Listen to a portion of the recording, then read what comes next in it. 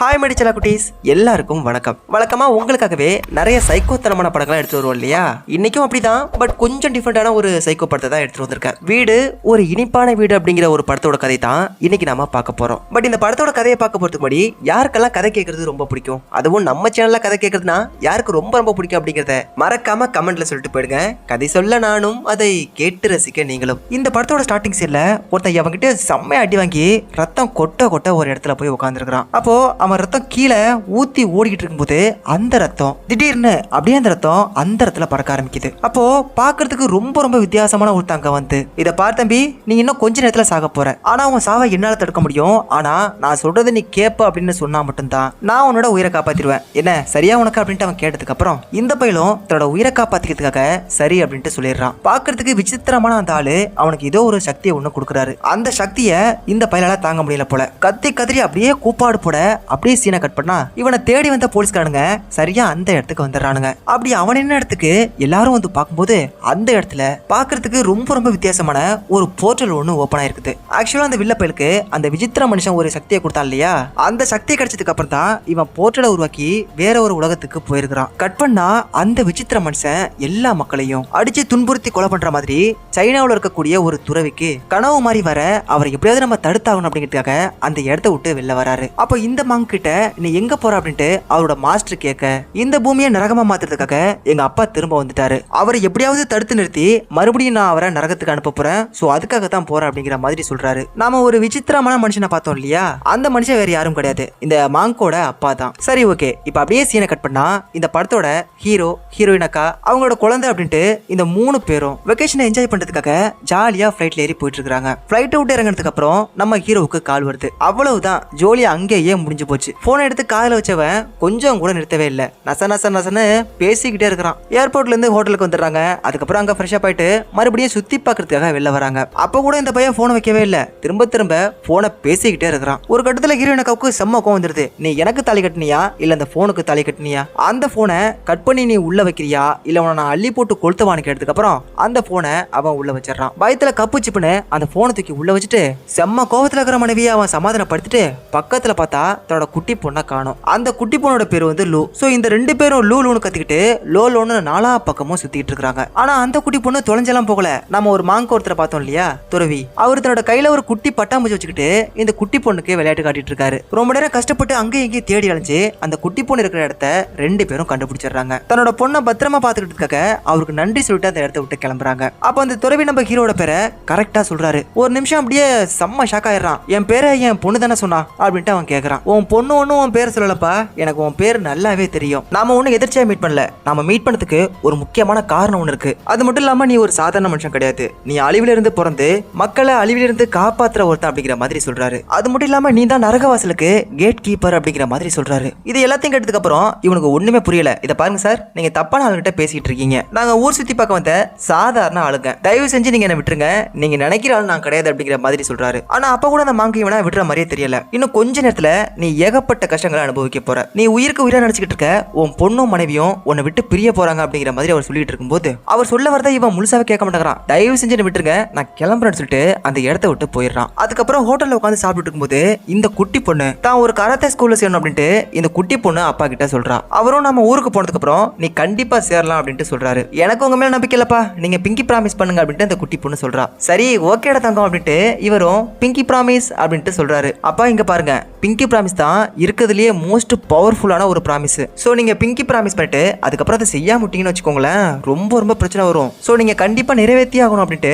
அந்த குட்டி பொண்ணு சொல்றா. அதுக்கப்புறம் அந்த குட்டி பொண்ணை கூட்டிக்கிட்டு நம்ம ஹீரோயினக்கா ரெஸ்ட் ரூமுக்காக போயிட்டு இருக்காங்க. இந்த பூமியை நரகமா மாத்துறதுக்காக ஒரு அரக்கன் ஒரு வில்லப்பயலுக்கு பவர் கொடுத்துருப்பான் இல்லையா, அந்த வில்லப்பைய நம்ம ஹீரோயின் இருக்க அந்த ஹோட்டலுக்குள்ள வந்து அங்க இருக்கக்கூடிய எல்லாரையும் அப்படியே சரமாரியா சுட்டு தள்ளுறத நம்ம ஹீரோ பாத்துறாரு. நான் போய் மக்களை காப்பாத்தி ஆகணும், நீங்க ஒளிஞ்சுக்கோங்கன்னு சொல்லிட்டு கடகடான ஓடி போன ஹீரோ அவனுக்கு பக்கத்துல போய் நிக்கிறான். அவனுக்கு பக்கத்திலே ஒரு துப்பாக்கி எடுக்கிறத பார்த்துட்டு அதை எடுத்து வச்சுக்கிட்டு, டேய் ஒரு துப்பாக்கி கீழே போடு, இல்லனா நான் உன்னை கொன்றும் அப்படின்ட்டு இவன் மிரட்டுறான். ஆனா அந்த வில்லப்பைய இவனை கொஞ்சம் கூட மதிக்கல, இவன் பேசுறதுக்கு கொஞ்சம் கூட பயப்படல. ஒரு பொம்மையை எடுத்து கையில வச்சுக்கிட்டு அப்படியே பைத்தியக்கார பையன் மாதிரி பேசிட்டு இருக்கான். அதை பார்த்துட்டு ஹீரோவுக்கு செம்ம கடுப்பா எடுத்து, டேய் சொன்னா கேள்றா, வெப்பனை கீழே போடு அப்படின்ட்டு திரும்ப திரும்ப சொல்லிட்டு இருக்கும்போது அந்த வில்லப்பைய துப்பாக்கி எடுத்து நம்ம ஹீரோவை சரமாரி அப்படி சுட்டுட்டு இருக்கும்போது அவன் லைட்டா ஓடி போய் ஒரு இடத்துல ஒளிஞ்சிடறான். அப்ப பக்கத்துல ஒரு பொண்ணு போனை வச்சு ஓடிட்டு இருக்கிறத நம்ம ஹீரோ பாத்துறான். எம்மா தாயே ஓடி போய் உள்ள ஒளிஞ்சிக்கோ, அவன் வந்துட்டு இருக்கான், அவன் சுற்றுவோம் அப்படின்ட்டு இவன் சொல்லிக்கிட்டே இருக்கும்போது அந்த வில்ல பையன் தான் இவன் சொல்றதை கேட்க மாட்டான் அப்படின்னா இந்த வெள்ள பொண்ணும் இவன் சொல்றதை கேட்க மாட்டாங்கிறா. அப்படியே சைலண்டா உட்காந்து போனை பார்த்துட்டே இருக்கிறா. ஹீரோ சொல்றதை காது கொடுத்து கேட்காததுனால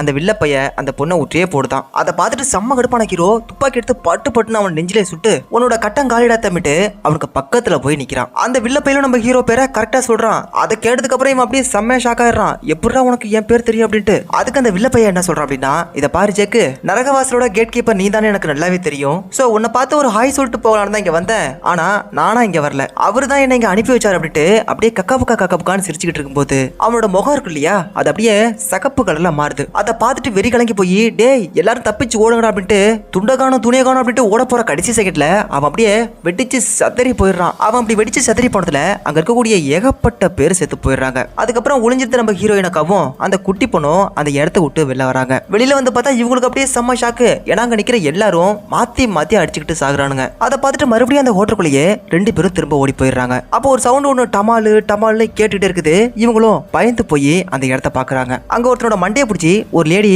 டேபிள்ல டமால் திரும்ப அடிச்சுட்டு இருக்காங்க. அதை பார்த்துட்டு நாம பார்க்காத மாதிரி போயிடலாமேட்டு 2 பேரும் சைலண்டா அந்த இடத்த விட்டு போயிட்டு இருக்கும்போது ஒருத்தன் பாஞ்சு வந்து இவங்க 2 பேரையும் பிடிக்க வர நம்ம ஹீரோயினுக்கா கராத்தேவில பிளாக் பெல்ட்டா இருப்பா போல காலை வச்சு ஒரு ஏத்துவா பாருங்க அப்படியே பறந்து போய் கீழே விழுகிறான். அதுக்கப்புறம் அங்கிருந்து தப்பிச்சு வரும்போது ஒரு பொம்மையோட கையை எடுத்துட்டு வந்து இவங்க 2 பேரையும் பிடிக்க வர ஏகப்பட்ட பசங்களை அடிச்சு துவம்சம் பண்ணிட்டு இருக்காங்க. அப்படியே கட் பண்ணா இந்த பக்கம் அவன் வெடிச்சு செதறனா இல்லையா அந்த இடத்துல நின்றுட்டு இருந்த நம்ம ஹீரோவையும் பக்கத்துல நின்ன ஒரு போலீஸ்காரனையும் காட்டுறாங்க. பாம்பு வெடிச்சதுக்கு அப்புறம் கூட எப்படி இவனுங்க சாகல தானே யோசிக்கிறீங்க. ஆமா எனக்கும் கூட அந்த டவுட் இருந்துச்சு. ஆனா கடைசியில தான் வச்சான் பாருங்க ஒரு ட்விஸ்ட். நம்ம ஹீரோவும் அந்த போலீஸ்காரனும் எந்திரிச்சு இங்க இருந்த பாடி எதையுமே காணுமேனு பேசிட்டு இருக்கானுங்க. அப்படியே சீனை கட் பண்ணா நம்ம ஹீரோயினுக்காவும் அந்த குட்டி பொண்ணும் வெளில போறாங்க. அப்ப அங்க ஒரு பஸ் வருது. நம்ம அதுல ஏறி தப்பிச்சலாம் அப்படின்ட்டு இவங்க நினைக்கும் போது அந்த பஸ்ஸுக்குள்ள இருந்த ஒருத்தன் கீழே இறங்கி இவங்க நோக்கி செம்ம வேகமா வந்துட்டு இருக்கும்போது இங்க இருந்த ஒருத்தன் அந்த பஸ்ல இருந்து இறங்கணும்னா செம்ம காட்டிட்டு இருக்கான். தப்பிச்சம் பொழைச்சோன்னு அந்த இடத்த விட்டு போகலான்னு பார்த்தா அங்க இருக்கக்கூடிய எல்லாருமே அந்த மாதிரி மாத்தி அடிச்சுட்டு இருக்கானுங்க. அப்ப பக்கத்துல இருந்த ஒரு சூப்பர் மார்க்கெட்டுக்குள்ள 2 பேரும் ஓடி போய் ஒளிஞ்சுக்கிறாங்க. இப்ப மறுபடியும் நம்ம ஹீரோவையும் அந்த போலீஸ்காரனையும் காட்டுறாங்க.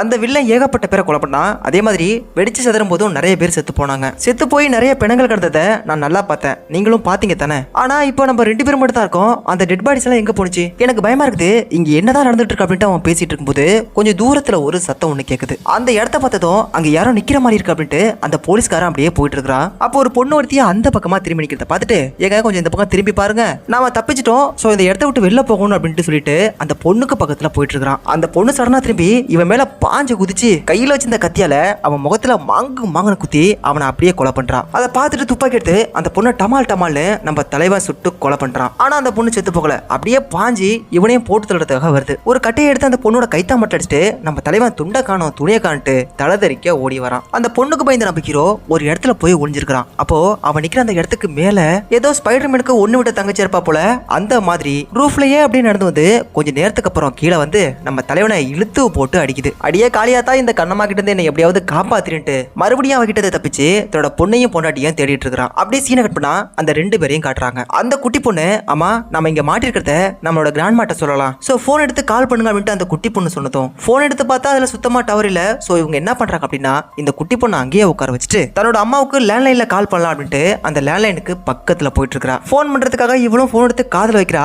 அந்த நேரம் பார்த்து ஒரு ஜோம்பி ஒண்ணு உலர வந்துருது. அதுகிட்ட இருந்து கஷ்டப்பட்டு இவங்க ஒரு பக்கம் ஒளிஞ்சா அந்த ஜோம்பி நம்ம குட்டி பொண்ணை கரெக்டா கண்டுபிடிச்சிருது. தன்னோட பொண்ணை காப்பாத்துறதுக்காக அந்த ஜோம்பியை ஒரே போடா போட்டு கீழே தள்ளிட்டு அந்த குட்டி பொண்ணை தூக்கிக்கிட்டு இவங்க ஓடி போயிடுறாங்க. அப்படியே கட் பண்ணா இந்த பக்கம் நம்ம ஹீரோவை ஒரு பொண்ணு ஒருத்தி துரத்திட்டு வந்தா இல்லையா அந்த அக்கா இன்னும் நம்ம ஹீரோவை விடுற மாதிரி தெரியல. அவன் போற இடத்துக்கெல்லாம் இந்த பொண்ணு வந்து அவனை போட்டு தள்ளுறதுக்காக துரத்திக்கிட்டே இருக்குது. எவ்வளவு அடிச்சாலும் அது செத்து போகாதுங்கிறது தெரிஞ்சு போயிடுது. சோ அதை ஒரு கைத்தை வச்சு கட்டிட்டு நம்ம ஹீரோ தம்பி அந்த இடத்த விட்டு தலதறிக்க ஓடி போயிடுறான். இந்த ஜோம்பிஸ் கிட்ட இருந்து தப்பிச்சு நம்ம ஹீரோனக்காவும் குட்டி பொண்ணும் பஸ் எல்லாம் ஒட்டு மொத்தமா நிறுத்தி கிடக்குற ஒரு இடத்துக்கு வந்து சேர்றாங்க. இங்கேயும் அதே நிலைமை தான். எல்லாரும் அடிச்சுக்கிட்டு பேரண்டுகிட்டு செத்து சுண்ணாம்பாயிட்டு இருக்கானுங்க.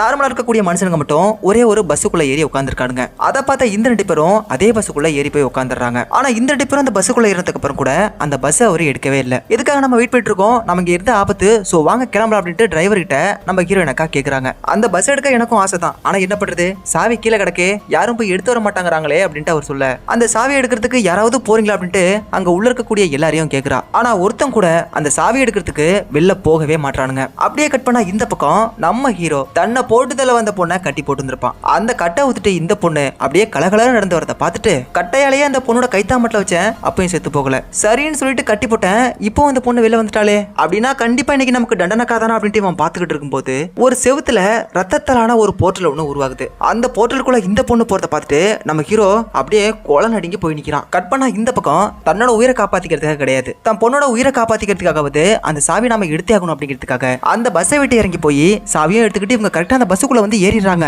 ஆனா அந்த பஸ்ஸோட கதவு மூடுறதுக்குள்ள ஒரு ஜோம்பி வந்து அவங்களை இழுத்து போட்டு மாறமல்லக்கா மிதிக்க ஆரம்பிச்சிருது. அந்த பஸ்ஸுக்குள்ள இருந்த ஒருத்தன் இவங்களை காப்பாத்துறதுக்காக வெளில இறங்கி போறான். ஹீரோயினக்காவை காப்பாத்திட்டு அந்த ஜோம்பி கிட்ட அவன் மாட்டி செத்து போயிடுறான். அதுக்கப்புறம் அந்த பஸ் மூலியமா நம்ம ஹீரோயினக்காவும் அந்த பஸ்ஸுக்குள்ள இருந்த எல்லாரும் தப்பிச்சு போயிடுறாங்க. நம்ம ஹீரோயினக்கா இருந்த அதே இடத்துக்கு நம்ம ஹீரோவும் வராரு. ஆனா அதே இடத்துல நம்ம ஹீரோயினக்கா இருக்கும்போது அந்த இடம் அப்படியே புத்தம் புதுசா பல இருந்துச்சு. நம்ம ஹீரோ வரும்போது மட்டும் ஏன்னு தெரியல அந்த இடம் பாக்குறதுக்கு ரொம்ப பழசாவும் அப்படியே பாலடைஞ்சு போயும் காணப்படுது. ஒருவேளை இப்ப நடக்கக்கூடிய கதையையும் ரொம்ப நாளைக்கு முன்னாடி நடந்த ஒரு கதையையும் காட்டுறாங்களோ அப்படின்ட்டு உங்களுக்கு டவுட் வரதுக்கு நிறைய வாய்ப்பு இருக்குது. ஏன்னா எனக்கும் அப்படிதான் வந்துச்சு. ஆனா அந்த இடத்துல தான் சாம்பாரா ஒரு ட்விஸ்ட் அப்படிங்கிற மாதிரி ஒன்று செஞ்சிருக்கானுங்க. அது என்ன ட்விஸ்ட் அப்படிங்கறத நம்ம போக போக பார்க்கலாம். இப்போ நம்ம இந்த கதையை பார்க்கலாம். அந்த பஸ் எல்லாம் நிப்பாட்டி கிடக்கிற இடத்துக்கு நம்ம ஹீரோ வந்ததுக்கு அப்புறம் அந்த இடத்துக்கு நரகத்துல இருந்து ஒரு மிகப்பெரிய அரக்கம் ஒருத்தன் நம்ம ஹீரோ கொள்றதுக்காக வரான். அந்த அரக்க பைக்கிட்ட இருந்து தப்பிக்கிறதுக்காக காடு கரை வாக்கியா மேடு பள்ளம் அப்படின்ட்டு எல்லாத்திலையும் விழுந்து நாலா பக்கமும் அப்படியே சிதறி ஓடிட்டு இருக்கான். அப்படியே இந்த பக்கம் அந்த பஸ்ல போன எல்லாரையும் காட்டுறாங்க. நம்ம ஹீரோயினக்கா போக வேண்டிய அந்த இடத்துக்கு அந்த பஸ்ஸால போக முடியல. சோ அவங்கள மட்டும் பாதி வழியிலே இறக்கி விட்டுட்டு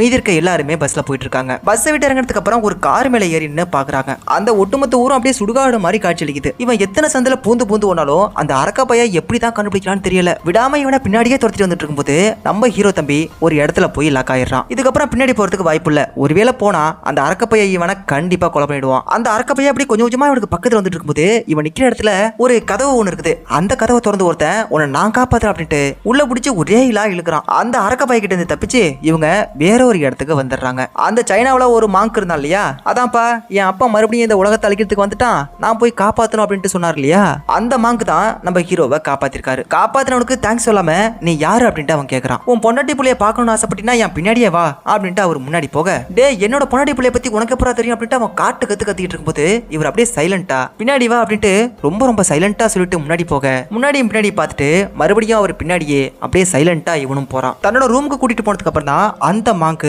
தன்னோட முகத்தையே காட்டுறாரு. ஆல்ரெடி இவரை பார்க்கல நம்ம ஹீரோ பார்த்திருப்பார் இல்லையா, இதுக்கு முன்னாடி நம்ம பார்த்திருக்கோம்ல, எதுக்காக நீங்க என்ன அப்படி பின்தொடர்றீங்க அப்படின்ட்டு கேட்கறான். இதை பார்த்த தம்பி நான் சொல்றத நீ நல்லா கேட்டுக்கோ, நான் ஒன்னும் உன்னை பின்தொடரல. இந்த உலகத்தை எங்க அப்பா அழிக்கிறதுக்காக நினைச்சாரு. ஆனா அவரால் உலகத்தை அழிக்க முடியாம நரகத்துக்கு போயிட்டாரு. இந்த பூமியை மறுபடியும் நரகமா மாத்தணும் அப்படின்னா அவரு அந்த நரகத்தை விட்டு வெளில வரணும். அந்த நரகத்தோட கேட்டு ஓபன் ஆனா மட்டும்தான் அவரால் பூமிக்கு வந்து பூமியை நரகமா மாத்த முடியும். ஆனா அப்படி அந்த கேட்டை ஓபன் பண்றதுக்கு ஒரு சின்ன சிக்கல் ஒண்ணு இருக்குது. அந்த கேட்டை பாதுகாக்கக்கூடிய கேட் கீப்பரே நீ தான். அந்த கேட்டை திறக்கிறதுக்கு ஒரே ஒரு வழி மட்டும் தான் இருக்குது. அது என்ன அப்படின்னா அவரை கொலை பண்ணா மட்டும்தான் அந்த கேட்டு ஓபன் ஆகும். அப்படி அந்த கேட்டை திறக்கிறதுக்காக அவர் செத்து போயிட்டாருன்னா கீழே வந்து பூமியை நரகமா மாத்த முடியாது இல்லையா. சோ அவரோட சக்திகளை சாக போற ஒருத்தனுக்கு கொடுத்து அவனை உன்னோட கையால கொலை பண்ணணும். என்னோட அப்பாவோட சக்திகளை அவனுக்கு இருக்கிறதுனால அவன் செத்து போயிட்டான் அப்படின்னா உண்மையான அரக்கனே செத்து போயிட்டாங்கிற மாதிரி அரக்கனே செத்து போயிட்டான், இதுக்கப்புறம் எதுக்கு அவனை பூட்டி வைக்க ஒரு கதவு அப்படின்ட்டு அந்த கதவு ஆட்டோமேட்டிக்கா ஓபன் ஆயிடுமா. அதே மாதிரி எங்க அப்பாவோட சக்திகள் இருக்கிற அவனை நீ சுட்டு கொலை பண்ண இல்லையா, அதனால நரகத்தோட வாசல் வந்து ஓபன் ஆயிடுச்சு. எங்க அப்பாவும் கீழே வந்துட்டாரு. இதுக்கப்புறம் இந்த பூமியை அவர் நரகமா மாத்தாம விட மாட்டாரு. அதை நம்ம எப்படியாவது தடுத்தாகணும் அப்படின்ட்டு இந்த மாங்க் சொல்லிட்டு இருக்கும்போது இந்த உலகத்துல இத்தனை கோடி மக்கள் வாழும்போது என்ன மட்டும் எதுக்காக இவங்க கேட் கீப்பரா தேர்ந்தெடுத்தாங்க? நல்லா கேளு தம்பி, நீ பிறக்கும் போது உங்க அம்மா இறந்து போயிட்டாங்க. உங்க அம்மா இறந்து போனதுக்கு உன் மேல நீயே பழிய போட்டுக்கிட்ட. அது மட்டும் இல்லாம அன்னைக்கு தான் ரொம்ப வருஷத்துக்கு அப்புறம் நடக்கக்கூடிய ஒரு சந்திர கிரகணம் நடந்துச்சு. அதனால உன்னை நரகத்தோட கேட் கீப்பரா ஆக்கிட்டாங்கிற மாதிரி இவர் சொல்றாரு. இந்த மாங்க் சொல்றதெல்லாம் கேட்டு அவன் அப்படியே செம்ம கடுப்பாயிடுறான். என்னால அந்த கேட்டை எல்லாம் மூட முடியாது, எனக்கு என் பொண்டாட்டி புள்ள தான் முக்கியம், நான் அவங்கள தேடி போக போறேன், அவங்க எங்க இருக்காங்க அப்படிங்கறத எனக்கு சொல்லு அப்படின்ட்டு அவன் கடுப்பாய் பேசினதுனால அவங்க அந்த ஹோட்டல் ரூம்ல தான் இருக்காங்க அப்படிங்கிற மாதிரி இந்த மாங்க் சொன்னதுக்கு அப்புறம் அவங்கள காப்பாத்த இந்த இடத்த விட்டு அவன் கிளம்புறான். அவங்க இருக்கிற இடத்த என்னால சொல்ல முடிஞ்சாலும் கண்டிப்பா என்னோட உதவி இல்லாம இதை பார்த்த தம்பி நீ இன்னும் கொஞ்ச நேரத்துல சாக போற, உன்னால அவங்கள கண்டிப்பா பார்க்க முடியாது. அந்த நரகத்தோட வாசலை மூடுறதுக்கு எனக்கு நீ ஹெல்ப் பண்றேன்னு சொன்னா மட்டும்தான் உன்னோட ஃபேமிலி இருக்கிற இடத்த நான் சொல்லுவேன்னு அந்த மாங்க் சொன்னதுக்கு அப்புறம் சரி அந்த நரக வாசலை மூடுறதுக்கு நான் உனக்கு ஹெல்ப் பண்றேன், ஆனா நான் எல்லாத்தையும் முடிச்சு கொடுத்ததுக்கு அப்புறம் என் ஃபேமிலியை நீ காட்டணும் சரியா அப்படின்ட்டு கேட்டுட்டு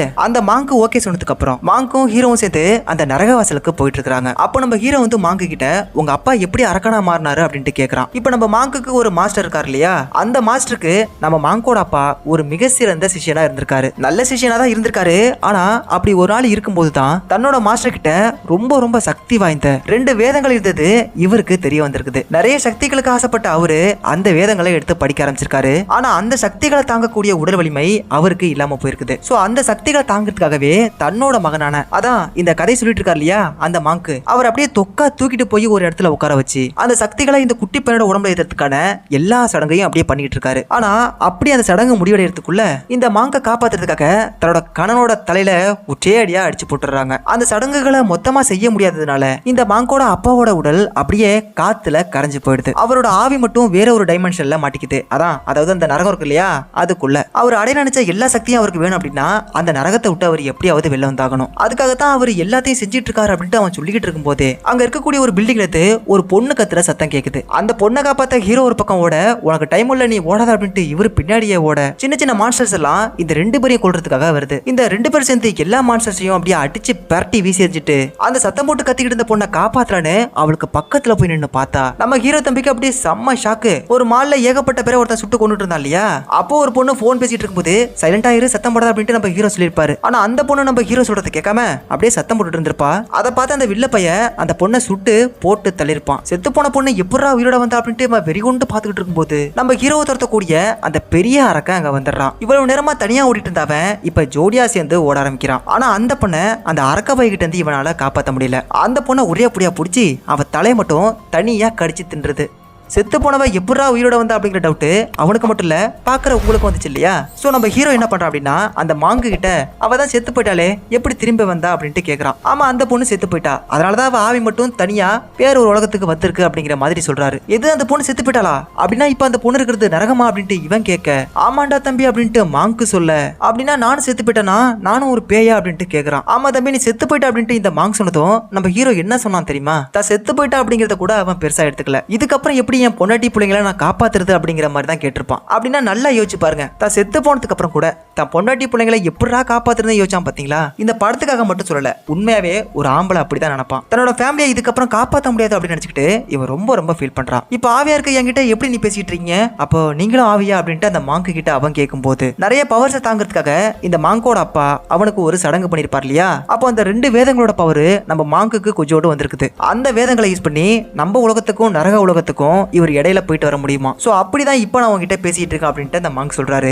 ஆனா தன்னோட ஃபேமிலியை காப்பாற்ற முடியல அப்படிங்கிற வருத்தம் இவனுக்கு ரொம்ப ரொம்ப அதிகமா இருக்குது. ஒருத்தன் வெடிச்சு சதறி போனா பாருங்க, அவனை மட்டும் நம்ம தேடி கண்டுபிடிச்சு அழிச்சிட்டோம்னா உன் ஃபேமிலியை காப்பாத்திரலாம், என் கூட வாடா நாம போய் அவனை கொல்லலாம் அப்படின்ட்டு மாங்க் சொல்றாரு. சரி அவனை நாம கொலை பண்ணலாம், அவனை இப்ப இந்த நரகத்துல தான் இருக்கானா அப்படின்ட்டு கேக்குறான். இல்ல அவன் இப்ப நரகத்துல இல்ல, அவனுக்கு பிசிக்கல் ஃபார்ம் இருக்கிறதுனால அவன் உன்னோட உலகத்துல இருக்கிறான். அவன் உன் ஃபேமிலியை கொல்லாம விட மாட்டான், ஆனா அதை தடுக்கிறதுக்கு நான் உனக்கு ஹெல்ப் பண்றேன், கைய கூட வா நம்ம போலாம் அப்படின்ட்டு சொல்ல அப்படியே இந்த சீனை கட் பண்ணிட்டு நம்ம ஹீரோனக்காவும் குட்டி பொண்ணும் ஒரு ரூம்ல போய் தூங்கி இருப்பாங்க. அந்த ரூமோட கதவை நம்ம ஹீரோ தட்டுற மாதிரி சவுண்ட் கேக்குது. இவங்களும் பயத்தோட நடுக்கத்தோட அந்த கதவை போய் திறந்து பார்த்தா அங்க நம்ம ஹீரோ நிக்கிறாரு. அதை பார்த்து நம்ம ஹீரோனக்காவுக்கு செம்ம ஷாக்கு. இவ்வளவு நேரம் எங்கடா போன, இப்ப மட்டும் எப்படா இங்க வந்தா அப்படிங்கிற ஷாக்கு நம்ம ஹீரோனக்காவுக்கு. பாக்குற நமக்கு இப்பதானே இவன் நரகத்துல இருந்தா, அதுக்குள்ள எப்படா இங்க வந்தா அப்படிங்கிற ஷாக்கு. ஆனா உண்மை சொல்லணும் அப்படின்னா நம்ம ஹீரோ இன்னமும் நரகத்துல தான் இருக்கிறான். அப்போ இங்க இருக்கிறது யாரு அப்படின்னா அந்த ஒருத்தன் வெடிச்சு சதறி போனா இல்லையா, அவனோட ஆவிதான் இப்ப நம்ம ஹீரோட உடம்பு எடுத்துக்கிட்டு இங்க வந்திருக்கான். கட் பண்ணா இந்த பக்கம் அந்த நரகத்துல இருக்க நம்ம ஹீரோவை மறுபடியும் பூமிக்கு கொண்டு வரதுக்கு எங்க போர்ட்டல் இருக்கு அப்படிங்கறத கண்டுபிடிக்கிறதுக்காக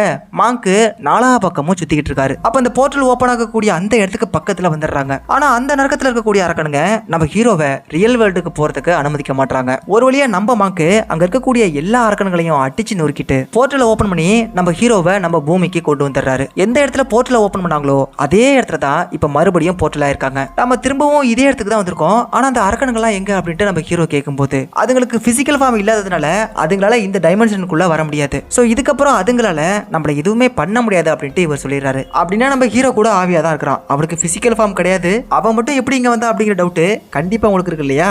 அதுக்கான விடயத்தான் நாம இப்ப பார்க்க போறோம். அதாவது இப்ப பூமிக்கு வந்ததுக்கு அப்புறம் நம்ம தலைவன் நடந்து போயிட்டு இருக்கும்போது பக்கத்துல வந்து ஒரு கண்ணாடி ஒண்ணு இருக்குது. அந்த கண்ணாடியை பார்த்ததும் நம்ம ஹீரோவுக்கு அப்படியே செம்ம ஷாக் ஆயிடுது. என்னடா ஷாக் ஆகுது அப்படின்னு பார்த்தா கண்ணாடியில பார்க்கும்போது வேற ஒருத்தனோட முகம் ஒண்ணு தெரியுது. டே மாங்கு என்னடா இது வேற ஒருத்த முகம் தெரியுது முடியாது அப்படின்னு அவன் கேட்கும்போது, இதை பாரு ஜேக்கு, நீ இங்க இருக்கணும் அப்படின்னா உனக்கு ஒரு பிசிக்கல் பாடி தேவைப்படுது. சோ அதுக்காக இங்க செத்து போன ஒருத்தரோட பாடியை நான் உனக்காக ரெடி பண்ணிருக்கேன்னு சொல்றாரு. அதுக்கப்புறம் அந்த வில்லப்பையில கொல்றதுக்காக இவங்க 2 பேரும் வெளில போறாங்க. அந்த வில்லப்பைய வந்து அவனை குறிப்பாத்து சுட்டுலான்னு சொல்லிட்டு ஒரு துப்பாக்கி எடுத்துட்டு அப்படியே போயிட்டு இருக்கான். நீ வச்சிருக்க துப்பாக்கியால அவனை கொல்ல முடியாது, சோ இந்த துப்பாக்கியை புடி அப்படின்ட்டு அந்த வில்லப்பையில கொல்றதுக்காகவே ஸ்பெஷலா செய்யப்பட்ட ஒரு துப்பாக்கியை கொடுக்குறாரு. அந்த துப்பாக்கியை இவன் வாங்க அப்படியே சீனை கட் பண்ணா. நம்ம ஹீரோனக்கா அப்புறம் அந்த குட்டி பொண்ணு 2 பேர்கிட்டையும் அந்த வில்லப்பைய பேசிட்டு இருக்கான். நம்ம ஹீரோட உடம்புக்குள்ள அந்த வில்லப்பைய இருந்தாலும் அவன் பேசுறத பார்க்கும்போது நம்ம குட்டி பொண்ணுக்கு அவன் மேல ஏதோ ஒரு டவுட் வருது போல. சோ அந்த பொண்ணு கேட்கக்கூடிய எல்லா விஷயத்துக்கும் ஒரு மாதிரியா டவுட்டோட இவன் பதில் சொல்லிட்டு இருக்கான். அப்போ அந்த நேரம் பார்த்து அங்க இருக்கக்கூடிய போன் அடிக்க அந்த போனை இவர் எடுக்க போறாரு. அப்ப எல்லா போனுமே டெட்ல இருக்கும்போது எப்படி கால் வருது அப்படின்ட்டு இந்த பொண்ணு கேக்குறா. ஆனா இப்போ ஒர்க் ஆகுதே,